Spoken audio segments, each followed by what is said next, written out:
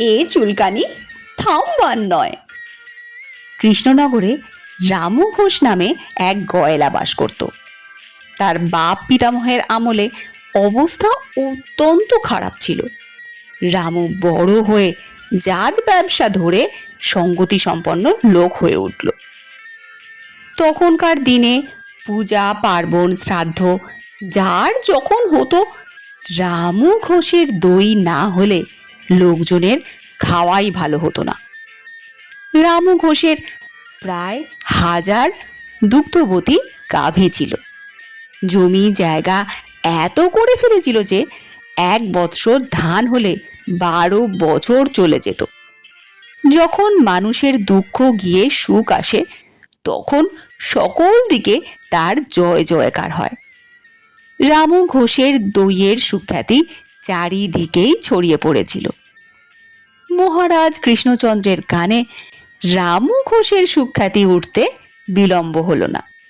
মহারাজ রামু ঘোষকে ডেকে পাঠালেন।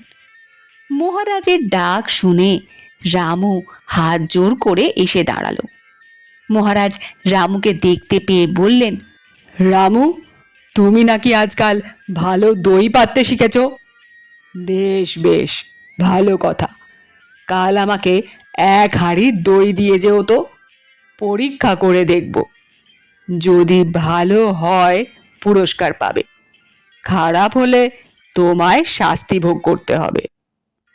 রামু মহারাজের আজ্ঞা মাথায় নিয়ে মহারাজকে যথারীতি প্রণাম করে বাড়ি চলে গেল। বাড়িতে গিয়ে নিজের হাতে একটি গাভীকে দহন করে নূতন হাঁড়িতে 1 হাঁড়ি দই পেতে রাখল। পরদিন প্রাতঃকালে দইয়ের হাঁড়িটি রাজবাড়িতে নিয়ে গেল। মহারাজ মধ্যাহ্নে আহার করতে বসে রামু ঘোষের দই খেয়ে খুব প্রশংসা করলেন। 2-4 দিন পরে রামু ঘোষের সঙ্গে পথি মধ্যে গোপালের সাক্ষাৎ হলো। গোপাল বলল, কি হে রামু, যে আজকাল নাকি খুব ভালো দই পাততে শিখেছ? মহারাজকে যে দই পেতে দিয়েছ, মহারাজ তো চোটেই খুন। আমি অনেক রকম বুঝিয়ে তবে ঠান্ডা করেছি। গোপালের কথা শুনেই রামুর আক্কেল গুরুম। সে বললে, খুড়ো, কি হয়েছে সত্যি করে বলো, আমার বড় ভয় করছে। আমার দই কি খারাপ হয়েছে? তোমাদের আশীর্বাদে আজ পর্যন্ত আমার পাতা দইয়ের নিন্দে তো কোথাও শুনিনি। গোপাল তখন রামুর কানের কাছে মুখ নিয়ে গিয়ে কি সব চুপি চুপি শিখিয়ে দিলেন। রামু হাসতে হাসতে মহারাজ কৃষ্ণচন্দ্রের কাছে গেল। মহারাজ রামুকে দেখে বললেন, এই বাটা গয়লা, কি দই করেছিস? এতেই তোর দইয়ের সুখ্যাতি ধরে না? এমনি করে ঠকিয়ে কতদিন চলবে? ছি ছি, এমন দই লোককে দিয়ে ঠকায়?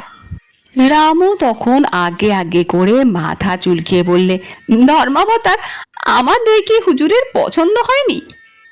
মহারাজ বললেন, পছন্দ তো দূরের কথা, কি সব যা তা দইয়ের সঙ্গে ভেজাল চালিয়েছিস যে আজ পর্যন্ত তোর দই খেয়ে আমার মুখটা কুটকুট করছে। সেদিন হতে মুখে যে চুলকানি ধরেছে সে আর থামছে না। রামু বললে, হুজুর, ওটা কিন্তু বাস্তবিক পক্ষে আপনি ঠিকই ধরেছেন।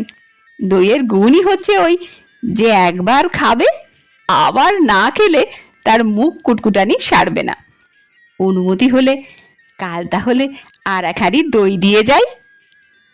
মহারাজ রামুর হাতে একখানা 100 টাকার নোট দিয়ে বললেন, কাল হতে আমাকে প্রত্যহ 1 হাঁড়ি করে দই দিয়ে যেও, না হলে এ চুলকানি আর থামবে না।